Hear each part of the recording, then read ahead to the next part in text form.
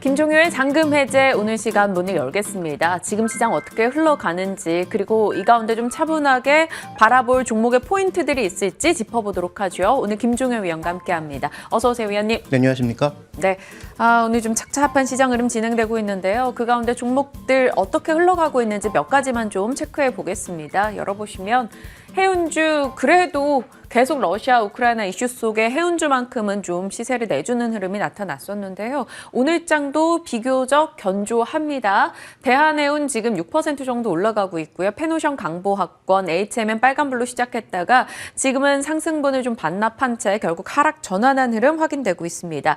자, 셀트리온은 어제 장 마감 이후에 좀 악재성 이슈가 있었죠. 레키로나주 코로나 치료 효능에 대해서 정부가 조금 효과가 없다라는 이야기를 꺼내놓으면서 공급 중단 이야기 나왔는데요. 오늘 4% 이상 밀려나는 흐름 확인이 되고 있습니다. SKC 볼까요? 비교적 오늘 시장 대비 견조한 이유는 동박에 대한 계속해서 이 수급 타이트함에 대한 지적이 나왔고요. 중국에서도 동박 부족으로 조금 앓고 있다라고 하죠. 그게 좀 관심을 받는 걸까요? 오늘은 보합권입니다. 빨간불 켜다가 역시 상승분 줄였습니다. 조선 기자재 쪽은 어제 이어서 오늘 장까지 올라갔었는데요. 역시 마찬가지네요. 시간이 갈수록 상승분 다 토해내고 있는 상황입니다. STX 엔진이 앞서 한 6% 이상 올라가는 모습 보고 들어왔는데 그 사이에 지금 1%대로 상승분 반납했고요. 오늘 조선주, 조선 기자재주 모두 어제에 비해서 상승을 다 토해내는 흐름 확인됩니다.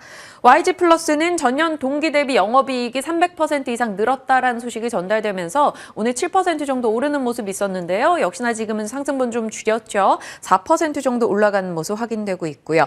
효성 TNC 오늘 10배 이상 배당이 늘었다라는 소식이 들려오면서 빨간불 켰었습니다. 지금도 일단 유지하고 있네요. 2% 정도의 오름세 포착됩니다. 사실 위원님과 특징주에 대해서 전략을 좀 짜보려고 했었는데 선회하겠습니다. 지금 시장에 대한 이야기 그리고 금리 동결 소식도 전해졌으니까 또 요거 관련해서 저희가 어떻게 시장을 바라봐야 되는지 전체 시장 전략 좀 짜주세요. 네, 지금 뭐 너무 어렵다 이렇게밖에 말씀드릴 수밖에 없을 것 같습니다. 네. 지금 현재 구간에서 뭐 예측이 맞는 게 거의 없다라고 보셔야 되겠죠. 뭐 우크라이나를 둘러싼 이슈도 그렇고요. 그다음에 시장의 실적 전망도 지금 나오는 리포트들의 전반적인 흐름을 다 그대로 믿을 수 있느냐. 이와 관련돼서 우리가 어느 정도의 신뢰도를 가져가야 되느냐에 대한 고민에 빠질 수밖에 없는 상황입니다.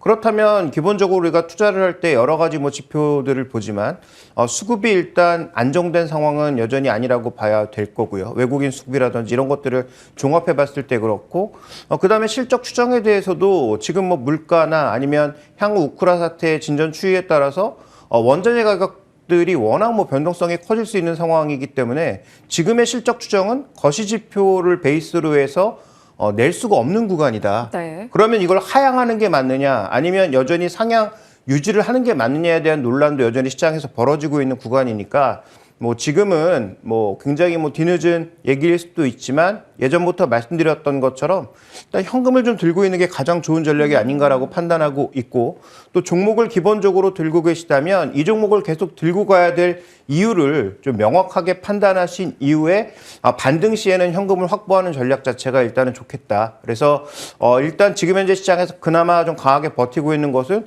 의외로 또 뭐 하이브라든지 네. YG엔터라든지 이런 종목군들이 견조하게 버티고 있단 말이죠.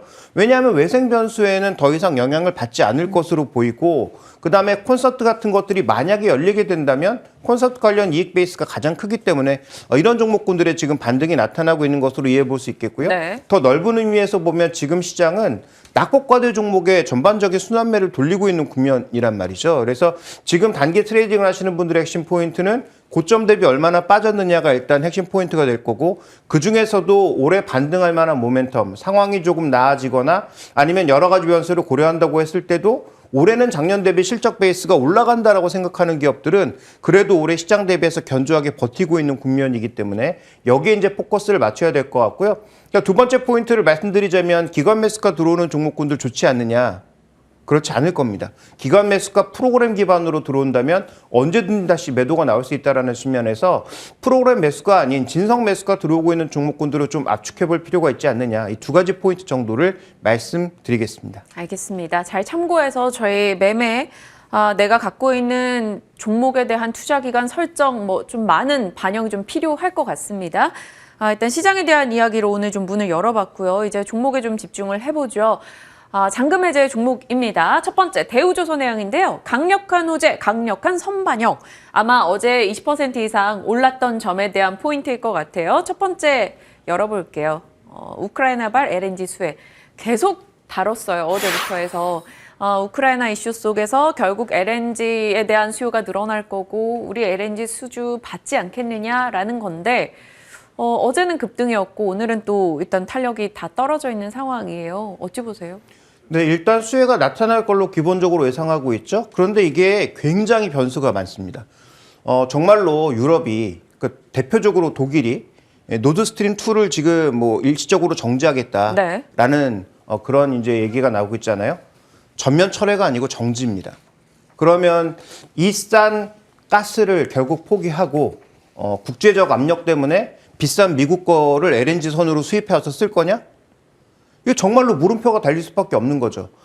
우리가 이제 통상적으로 생각해 봤을 때, 뭐, 흑백으로 꼭 나눠서 러시아 뭐 이런 쪽을 우리가 악이라고 규정을 하고 여기 건 절대 앞으로 안 써. 라고 생각하면 돈이 더 많이 들더라도 미국 거 아니면 뭐 사우디를 포함한 다른 국가 거 써야 되겠죠. 네. 그런데 이 국민들의 입장에서 또 국가의 전체의 입장에서 아주 싸게 파이프를 통해서 가스를 받을 수 있는데 몇 배의 돈을 들여서 비싼 LNG를 들여와서 써야 된다? 과연 이게 경제적으로 꼭 맞는 얘기인가에 대한 고민이 필요한 것이죠. 그래서 어제 나타났던 이러한 상승세 자체는 현재 수주가 증가하고 있는 가운데 우크라이나 이슈가 더 심각해졌을 때 관련된 수혜가 커지지 않을까라는 기대를 선반영한 것이라고 봐야 될 것 같고요. 이건 앞으로 변수가 너무 많다. 이게 정말로 장기화될 것인지 러시아의 야욕이 정말로 우크라이나의 일부 지역을 흡수하는 것을 넘어서 정말로 더 크게 가는 것인지에 따라서 굉장히 달라질 수 있는 이슈이기 때문에 이거 하나 가지고 지금 뭔가 판이 바뀌었다. 이렇게 바라보면서 조선주 강력 매수 이렇게 얘기하기 너무 어렵지 않느냐. 그래서 우리가 이 이슈에 대한 판단은 단순하게 어저께 나타났던 것으로 일정 부분 반영됐다라고 보시는 게 좋을 것 같고요. 그러면 이 이슈로 추가적으로 매수 의견 낼 수 있느냐? 저는 거기에 대해서는 조금 강력한 퀘스천 마크를 좀 붙이고 싶습니다. 하지만 이게 계기가 될 수 있는 건 맞지 않을까요? 어찌됐건 EU에서도 그 가스 수입의 다변화를 해야 되겠다라는 필요성을 절실히 느끼고 있을 거고 실제로 1월에 수입된 양을 보면 PNG보다 LNG가 훨씬 많기도 했었고요. 유럽에서. 네, 말은 그렇게 할 수 있는데요. 네. 예를 들어서 지금 집에서 쓰고 있는 가스비 한 달에 10만 원 나오는데 당장 다음 달에 30만 원 듭니다. 그렇게 선택하시겠습니까? 그렇게 생각보다 쉽지 않은 얘기라는 거죠. 말은 쉽게 할 수 있습니다. 뭐 러시아가 그러하니 우리 당장 판을 바꿔서 미국 거 수입하고 뭐 그다음에 카타르 거 수입해 봅시다. 말은 굉장히 쉽게 할 수 있으나 가격이 예를 들어서 그렇게 막 폭발적으로 뛴다면 생각보다 그렇게 쉽게 우리가 얘기할 수 있는 이슈는 아니라는 것이죠. 그래서 독일도 노드스트림 2 이제 새롭게 하는 것은 일단 정지시켰지만 노드스트림 1을 쉽게 멈출 수 없는 이유는 거기에 있다. 그다음에 또 한 가지 중요한 것은 미국에서 나오는 셰일가스나 이런 것들을 담아가지고 오는데 생각보다 비용이 이렇게 계속 운임이 늘고 가스 가격이 올라갔을 경우에 발생하는 비용 자체가 생각보다 높아질 수 있기 때문에 그러면 전반적인 물가는 모두 상승한다라는 거죠. 그래서 그런 여러 가지 변수를 종합적으로 고려해 볼 필요가 있다는 것이다. 그래서 지금 제가 말씀드리고 싶은 핵심 포인트는 이러한 이슈가 분명히 맞지만 이 방향으로 계속 가려면 뭔가 좀 더 의미 있는 변화가 나타나야 된다. 지금 현재 상황으로서 이게 하나가 모든 걸 바꿔 판을 바꿨다 이렇게 얘기하기는 어렵다라는 말씀을 드리고 싶은 것이죠. 좋습니다. 강력한 퀘스천 마크를 달아야 되는 포인트에 대해서 잡아주셨고요. 두 번째를 그럼 가볼게요. 하반기 실적 호조? 이 부분에 대해서도 좀 의문을 갖고 계시는 건지 사실 실적하면 좀 생각나는 게 후판 부담이 있지 않을까라는 생각이 있어서요. 그러니까 지금 조선주의 핵심 포인트, 저도 조선주를 여러 번 이제 긍정적으로 말씀드린 적이 있는데 여기서 핵심 포인트는 뭐냐면 이제 기본적으로 선가가 올라가고 있는 상황. 인데 네. 선가가 올라가는 상황에서 과거의 저가 수주가 점점 줄어들고 최근에 이제 신규 수주한 것들은 그래도 후판 가격의 상승이라든지 여러 가지 변동 요인들을 반영해서 그나마 이제 배 가격을 좀 좋게 받았단 말이죠. 네. 그래서 조선주의 안 좋은 실적이 점점 이제 적자 사업부는 줄어들고 흑자 이제 수주 부분이 올라가면서 자연스럽게 올해 하반기엔 크로스 될 거다. 이게 이제 조선주를 긍정적으로 봤던 이슈였고요. 거기다가 이제 아까 말씀드렸던 LNG 이슈가 더해진다면 LNG선이 상대적으로 가격도 비싸고 수익성도 높지 않습니까? 그러다 보니까 이제 전반적으로 이익이 좋아진다라고 봤던 것인데 여기서 이제 나타난 또 하나의 변수 뭡니까? 지금 우크라이나 이슈를 둘러싸고 우리가 가장 우려하고 있는 것은 물가 상승입니다. 그러면 후판 가격이라든지 그다음에 이제 배를 만드는 데 둘러싸고 있는 여러 가지 이 변수들이 모두 물가가 상승하는 쪽으로 나타난다면 우리가 수주를 하면서 좀 더 고가 수주를 통해서 수익성을 보전받았다고 봤던 것들을 네. 계속 믿을 수 있느냐? 여기에 대해서도 이제 우리가 물음표를 달아볼 필요가 있는 거죠. 그래서 기본적으로 이 시나리오는 저는 긍정적이다라고 보고 있으나 현재 증권사에서 예측하고 있는 이런 긍정적인 실적이 나타나는지는 아마 하반기 확인하시고 사는 것이 좀 더 제가 보기엔 합리적인 선택이 아닌가. 그래서 최근에 나타났던 반등을 추가 매수의 기후, 그 추가 매수의 어떤 기회, 그다음에 비중 확대의 기회로 삼으시기보다는 오히려 비중을 조금 축소해 볼 기회, 그다음에 좀 더 우리가 이것을 머리를 차갑게 바라볼 수 있는 기회로 삼으시는 것이 좀 더 적절한 전략이 아닌가 이렇게 보고 있는 것이죠. 네. 좋습니다. 그럼 세 번째 포인트로 곧장 가볼게요. 뭐 질문 드리고 싶은 게 너무나 많아가지고 좀 최대한 제 말을 줄이는 거에 지금 집중하고 있습니다. 밸류에이션 가치는 어느 정도로 평가를 해야 되는가? 이게 뭐 수주 잔고나 역시나 좀 체크해 볼 게 많죠. 밸류 평가를 하려면. 그렇습니다.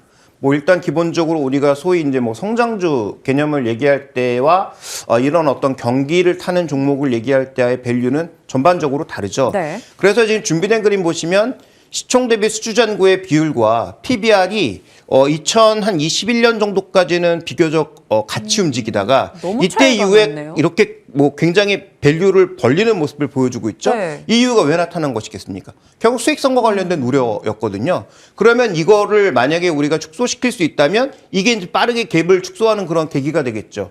그 변수로 봤던 게 올해 하반기 여러 가지 상황들이 고정돼 있다고 봤을 때 원자재 가격도 비교적 고정되어 있고 그다음에 뭐 환율이라든지 이런 여러 가지 상황들이 고정돼 있다고 봤을 때 이게 이제 축소된다라고 보는 기본 네. 가정이거든요. 이렇게 벌어진 것은 비정상적이기 때문에 이제부터는 축소될 거에다가 이제 기본적인 가정이었는데 방금 말씀드렸다시피 우크라이나 사태 뭐 추이 그다음에 관련된 원자재 가격의 추이에 따라서 이게 계속 변수가 발생하고 있단 말이죠. 그래서 우리가 여러 가지 상황들이 고정돼 있었다면 이게 축소되는 게 너무나 당연한 것이지만 지금 이게 축소되는 방향이 PBR이 떨어지면서 붙을 수도 있다는 거죠. 그래서 현재 구간에서 우리가 주목해 봐야 될 것은 밸류가 싸다. 그리고 이게 좀 비정상적으로 벌어졌으니까 이게 좀 축소될 수 있다라고 단순하게 좀 바라보시는 것은 조금은 위험한 전략이 아닌가를 다시 한번 말씀드리지만 조선은 나쁘니까 지금 비중 줄여야 돼가 아니고 현재 구간에서는 여러 가지 변수, 특히 불확실한 변수가 너무도 많으니 특히 수익성이 그렇게 높지 않은 조선업의 변수가 많을 경우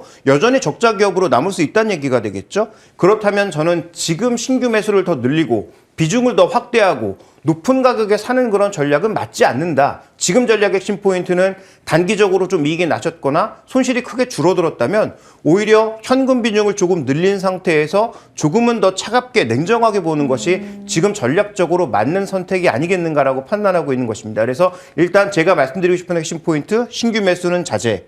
그다음에 비중이 좀 높으신 분들은 오히려 비중을 줄인 이후에 실적 추이라든지 우크라이나를 둘러싼 여러 가지 물가 변수들을 면밀하게 살펴보면서 접근하시는 것이 좀 더 좋은 전략이 될 것 같습니다. 단기 트레이딩을 하는 분들께 그러면 뭐 일단 아니면 지금 보유자분들이 적정한 비중을 조절해 나간다면 그 기준 가격을 어느 정도 잡아야 될까요? 일단 이 종목에 대해서의 뭐 상단 가격을 얼마로 잡아야 될지 저도 좀 고민스럽긴 네. 합니다. 근데 최근에 뭐 증권사에 제시되고 있는 가격은 뭐 한 27,000원? 뭐 그 정도 가격이 제시되고 있더라고요. 뭐 넓게 보면 한 그 정도의 가격 내외에서 우리가 좀 목표 가격을 설정해야 되지 않을까라고 판단하고 있기 때문에 네. 뭐 최근 증권사의 리포트 정도의 가격을 일단 상단 정도의 가격 정도로 보시는 게 합리적일 것 같습니다. 알겠습니다. 대우조선 해양에 대해서 조금은 차갑게 바라봐야 될 포인트들을 좀 잡아주셨습니다. 잔금 해제 첫 번째였고요. 자, 두 번째 종목 열어보겠습니다. 많은 분들이 궁금해하시는 종목 중에 하나죠. 주성 엔지니어링, 반도체, 디스플레이, 태양광 다 잘하는 만능 에이스인가도 점검을 해봐야겠죠. 첫 번째 포인트 열어봅니다. 주성 엔지니어링 사상 최대 실적, 첫 이야기는 거의 늘 실적으로 조금 시작하게 되는 것 같은데요.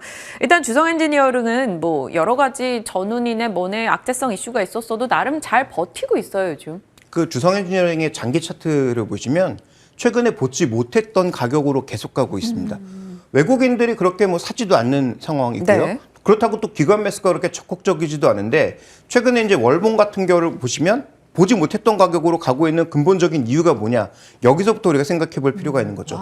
주성 엔지니어링이 뭐 옛날부터 투자하셨던 분들은 아시겠지만 코스닥 초기에 정말로 대표적인 기술주 그리고 제 기억에는 거의 매달 특허가 나왔습니다.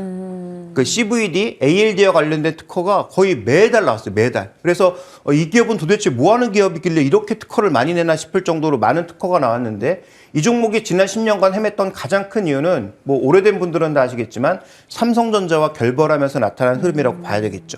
삼성전자 결별하면서 큰 덩어리가 없어졌고 그러면 SK하이닉스라든지 태양광이라든지 디스플레이 쪽이라든지 이런 쪽과 계속 그 수주 싸움을 했어야 되기 때문에 엄청나게 이건 어려운 싸움인 거죠. 왜냐하면 설비 투자의 특성상 설비가 한번 있었다가 그다음에 없어지는 거 아니겠습니까? 네. 그러면 삼성전자처럼 계속 투자하는 기업과 같이 가면 일정 부분의 매출을 계속 보장받을 수 있는데 이게 없다 보니까 하이닉스 매출이 끝나면 다음은 또 어디? 그러다 보니까 매출이 항상 3천억대에 갇혀서 주가가 오를 수가 없었던 그런 상황이었던 거죠. 네.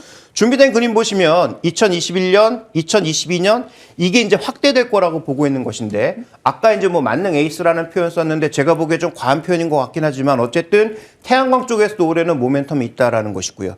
그 다음에 최근에 늘어나는 베이스 핵심 포인트는 중국입니다. 그러니까 중국이 미국과 결국 결별하면서 반도체 투자를 스스로 하려고 하고 있지 않습니까? 네. 그러다 보니까 이제 최근에 이쪽이 기존 반도체 업체는 버리고 새 반도체 업체를 만들어서 여기다 뭐 알리바바라든지 이런 쪽에서 막 그 지금 자금 투자하고 있거든요. 그러니까 그런 쪽에서 신규 투자가 앞으로 늘어날 가능성이 조금 있다. 그 다음에 기술적인 흐름이 기본적으로 좋은 CVD와 ALD 쪽에서 특히 ALD 쪽에서 특허를 많이 갖고 있는 이 주성 엔지니어링으로 향후 수출이 늘어날 거다라고 보면서 4분기 매출이 1,000억이 나왔습니다. 그러니까 3,000억대의 장기로 갇혀 있었던 매출이 올해 증가할 것이고 내년에 더 증가할 것 같다라는 기대감 때문에 현재 계속 이 종목의 신고가를 넘어가고 있다라고 판단해 볼 수 있거든요. 네. 그래서 근본적으로 지금 나타나고 있는 신고가의 원인이 무엇인지를 우리가 좀 더 명확하게 조금 판단해 보는 것이 무엇보다 중요하다 이렇게 보여지네요. 네. 그렇다면 지금 일단 삼성의 빈자리를 이쪽에서 채울 수 있는가도 저희가 좀 포인트를 잡아봐야 되는 게 바로 중국향일 것 같아요. 중국 관련해서 이 주성 엔지니어링이 장비 수주를 따박따박 받아오고 있는 겁니까, 실제로? 네, 지금 뭐 최근 들어서는 매출도 계속 발생하고 있고 관련 수주 소식도 계속 나오고 있습니다. 뭐 다만 뭐 다 아시는 것처럼 미국과 중국의 분쟁으로 인해서 이게 뭐 또 중간에 틀어지거나 여러 가지 변수들이 남아 있으니까 네. 이런 변수들은 면밀히 좀 봐야 되겠죠. 어쨌든 제가 지금 준비한 그림은 두 가지 방식의 이 기술적인 그림인데요. 뭔가 어려워 보여요. 그러니까 CVD, ALD라고 하는 게 전부 뭡니까? 디스플레이라든지 태양광이라든지 반도체라든지 전부 뭐죠? 실리콘 위에다가 혹은 기본적인 어떤 그 물질 위에다 계속 무언가를 장착하는 거죠. 그다음에 그걸 깎고 해서 거기다가 이제 회로도를 그리는 거 아니겠습니까? 거죠. 네. 그러면 그 안에서 화학적으로 붙이든지 아니면 원자로 붙이든지 어떤 식으로든 계속 뭘 붙여야 되거든요. 그 이제 방식 중에 하나라고 봐야 될 텐데 SDP라고 하는 거는 지금 대량 생산할 때 소량을 소품종을 대량 생산할 때 필요한 것이고 이쪽은 시간이 다 다르지 않습니까? X 세컨드, Y 세컨드, G 세컨드 이렇게 나와 있잖아요. 그러니까 이거는 조금 이제 소량 생산할 때, 근데 이제 다품종으로 생산할 때 필요한 그런 방식이라고 봐야 될 텐데, 이런 여러 가지 기술들을 다 가지고 있고, 실제적으로 지금 여러 회사들의 퀴를 진행하고 있다. 그러니까 퀴를 진행하고 있다는 얘기는 이게 통과가 되면 이런 장비들이 추가적으로 납품된다는 얘기인데요. 이게 왜 중요하냐면, 지금 전반적으로 모든 새 장비를 까는 것도 중요하지만, 기존 장비를 업그레이드하는 측면도 분명히 있다는 거죠. 근데 업그레이드하는 데 있어서 이런 장비들이 꽤 쓸만하다라는 것입니다. 네. 그래서 중국 입장에서는 뭐 기존의 장비도 살리는 방향 혹은 새 장비를 깔 때 이런 장비들에 대한 매출이 올라갈 수 있다라고 보고 있는 것이기 때문에 또 이 회사가 갖고 있는 전반적인 특허가 생각보다 꽤 많기 때문에 아마도 이와 관련된 매출은 앞으로도 늘 수 있다라고 보는 것인데 아까도 언급드렸던 것처럼 미국과 중국의 어떤 이런 알력 사이에서 나타날 수 있는 변수는 분명히 우리가 좀 고려를 해봐야 할 것 같습니다. 네. 그렇다면 지금 주성 엔지니어링이 적정한 가치 평가를 받고 있는 것인가가 필요한 것 같아요. 말씀 주신 대로 주가는 보지 못했던 수준까지 올라오고 있는 상황이고 그런데 또 실적이 뒷받침되니까 이 밸류 평가가 지금 적정하다고 보세요? 일단 뭐 이게 맞을지 안 맞을지는 잘 모르지만 네. 올해 기준으로 봤을 때 EPS가 2,000원, 현재 주가가 지금 뭐 2만 원대에서 조금 넘는 수준 아니겠습니까? 그다음에 2023년도 우리가 이제 보통 포워딩에서 12개월 후의 실적을 바탕으로 해서 추정 실적을 이제 보게 되는데요. 2023년을 보면 2,500원입니다. 그러면 지금 현재 구간에서 PER 굉장히 낮은 수준이거든요. 네. 뭐 8배, 뭐 9배 정도의 수준에서 움직이고 있는 거니까 그럼 굉장히 싸 보이지 않습니까? 물론 이게 전망이 맞는다는 전제 하이긴 하지만 전체적으로 지금 보면 굉장히 밸류는 상대적으로 안정적이다. 그래서 우리가 기판주들, 심택이라든지 뭐 대덕전자라든지 코리아 서킷이라든지 이런 것들이 주가가 엄청나게 튀고 올랐지만 생각보다 주가가 이렇게 밀리는 과정에서 잘 안 밀리고 안 버티고 빠져요. 있잖아요. 네. 이게 만약에 정말 이 그림이 맞다면 현재 구간에서 이 정도 밸류에이션에 그렇게 크게 우리가 두려워할 만한 위치인가는 고민해 볼 필요가 있는 거죠.